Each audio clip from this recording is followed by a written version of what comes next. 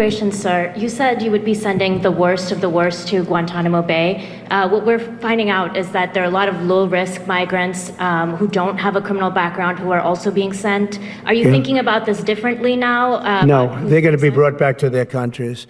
And with some persuasion, every one of those countries, everyone in the, as you know, every country is taking the people back. So some of them are going to be brought back to, many of them, any of them that are low risk, as you say, are going to be brought back to their countries. I've said it before, and after the disastrous press conference that Donald Trump just had, I have to say it again. Every time he opens his mouth, something is bound to go wrong. And that is exactly what just happened at a press conference at Mar-a-Lago with Donald Trump, which was ostensibly supposed to be about the war in Ukraine and peace negotiations, which apparently Zelensky won't be a part of because Donald Trump is keeping him out of them. So I don't know how those are actually peace negotiations. No, it's just Trump being Vladimir Putin's puppet. And when he was called out for that, as you would expect, he got a little bit emotional, as Donald Trump always does, and started lashing out at a reporter and really a larger news outlet, but we're going to get into all of that. But before we do, if I could quickly ask you to leave a like on this video, and if you haven't already, and you enjoy our channel, to hit that subscribe button. It goes a long way. And it really does mean a lot to me now. Before we get into that meltdown and those threats from Donald Trump, of course, we have to check out what he had to say about Ukraine. Do you have any message for Ukrainians who, after 3 years of fighting, might feel betrayed or disappointed at not having a seat at these initial talks in Saudi Arabia? Well, I think I'm really disappointed in what's happened. I've been watching this for 3 years. It's a war that would have never happened if I was president. And I've been watching these people being killed at levels that you've rarely seen, not even close, since the Second World War. And I'm very disappointed. I hear that, they're upset about not having a seat. Well, they've had a seat for 3 years and a long time before that. This could have been settled very easily. Just a half-baked negotiator could have settled this years ago without the loss of much land, very little land, without the loss of any lives, and without the loss of cities that are just laying on their sides. You have those magnificent golden domes that are shattered, will never be replaced. You can't replace them. 1,000-year-old domes that are so beautiful, you can't replace that. The whole civilization has changed because of what. So when they're worried about not being seated, you mean somebody that should have gone in and made a deal a long time ago?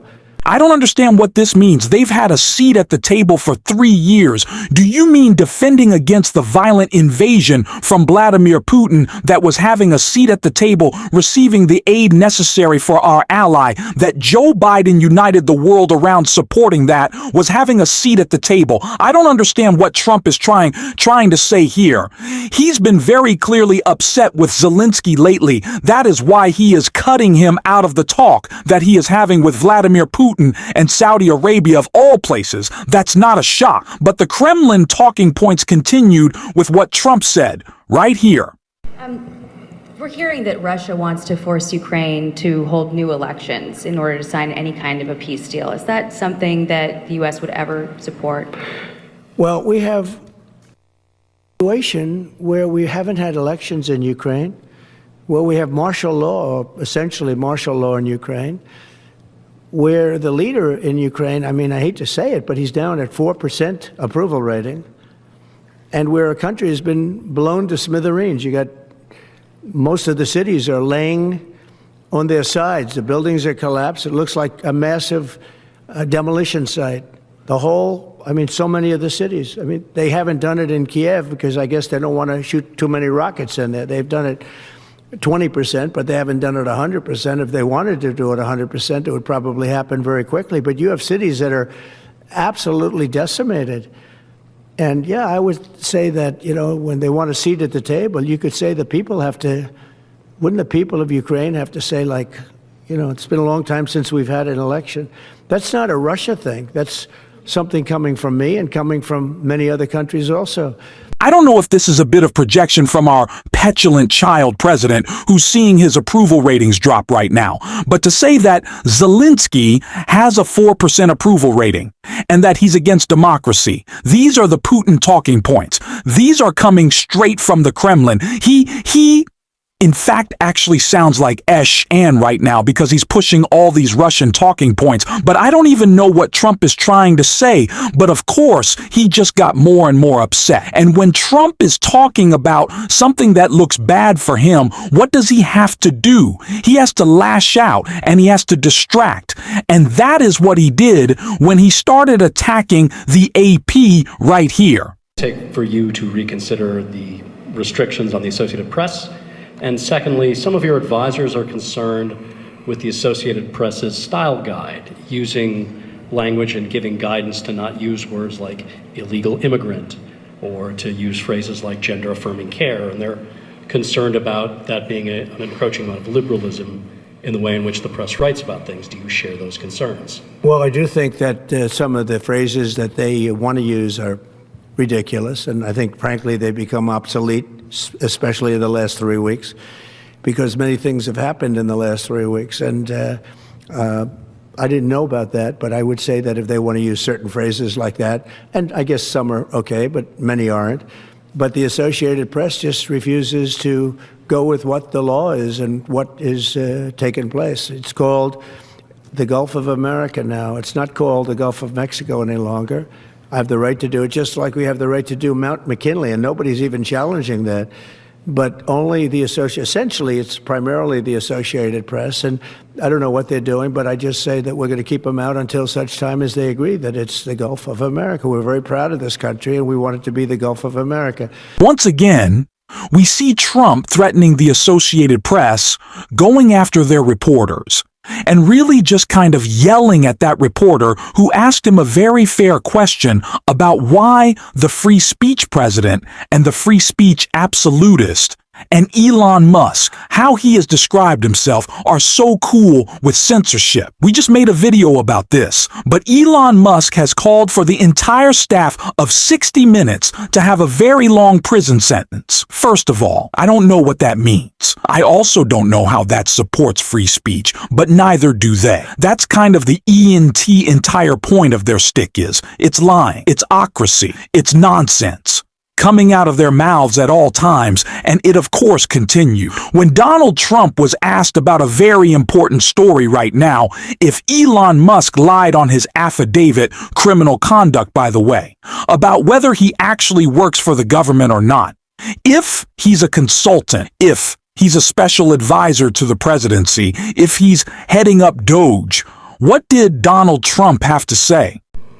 In a court filing, the White House said that Elon Musk is not a Doge employee and has no authority to make decisions. Can you clarify for us today Well, Elon what his Musk, exact role is there? Yeah. Elon is, to me, a patriot. So, you could call him an employee, you could call him a consultant, you could call him whatever you want. But he's a patriot. I mean, look at the kind of things I just said. Just write it down, just in case that question got asked, right? And which I'm surprised it took so long, actually. But you know what? Ukraine's a bigger deal because people are dying by the thousands a week, thousands. All right, so that was a bunch of BS. I don't know what that answer was.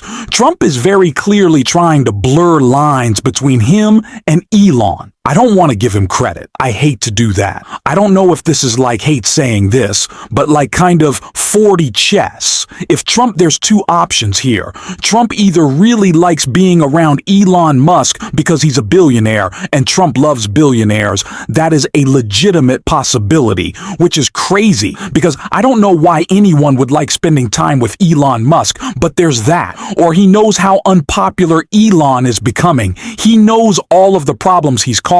And of course, in sending our government into chaos, he's helped Trump accomplish his goal, which is clearing out as many civil servants who care about public service as possible, because Trump just wants to install his stooges, people loyal to him. That is quite literally what Project 2025 is about. And he knows eventually he can just knife Elon and throw him under the bus. It's why he said he wasn't heading up Doge, because as we've talked about before, Elon being a part of that agency is incredibly unpopular.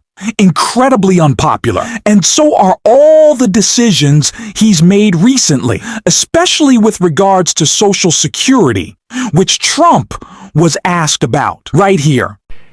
We have a very corrupt country, and it's a sad thing to say, but we're figuring it out. Now, the good thing about Social Security and what I read is if you take all of those numbers off, because they're obviously fraudulent or incompetent, but if you take all of those millions of people off Social Security, all of a sudden we have a very powerful Social Security with people that are 80 and 70 and 90, but not 200 years old.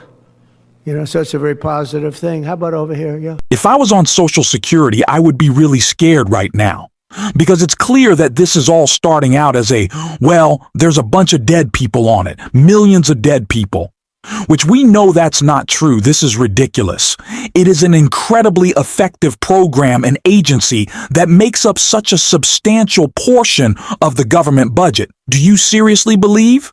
Do you seriously believe that it'd be possible for millions of people who are dead to be getting money? And where would that money be sent exactly? I just don't get this.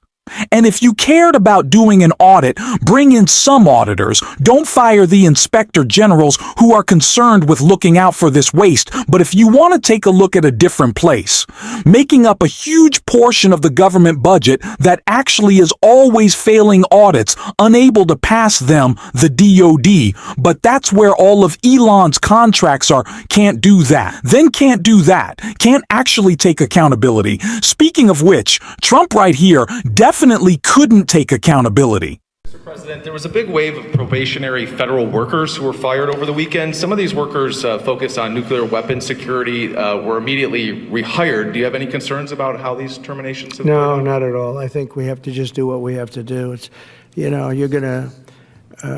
amazing what's been found right now. It's amazing. If we feel that in some cases they'll fire people and then they'll put some people back, not all of them, because a lot of people were let go. Don't forget, I got elected on the basis of making our government stronger and smaller, because we have millions of people that obviously they're paying millions of people that shouldn't be paid. And that has also to do with workers. Yeah, please.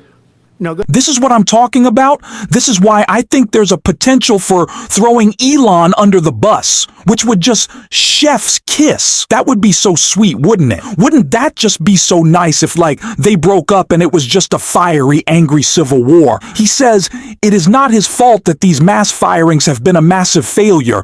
He says it's not his issue as president that all of this has been a complete disaster, that you fired people responsible for overseeing our nuclear arsenal. And isn't it interesting that Donald Trump is just mass firing people with the highest level of expertise in government, that it's these people who have been there for 10, 20, 30 years, the director of Social Security, 30-year public servant? Why would that be?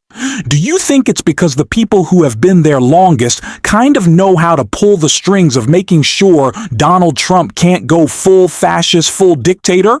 And I know MAGA pushes this as some very scary thing, that branches of the different branches of government have checks over each other. Donald Trump announced today, by the way, that the president is the only one who can say what the law is. That is what this is about. It is about putting all the power possible into Donald Trump's hands. A scary, scary idea, and they're going full steam ahead with it. And it is our job to call it out. We are certainly going to be doing so every day on the show, and if you want to support that, as always, you hit that subscribe button. Leave a like on this video, and if you stuck around to the end, you can drop a blue heart in the comments. Until next time, I'll see you soon.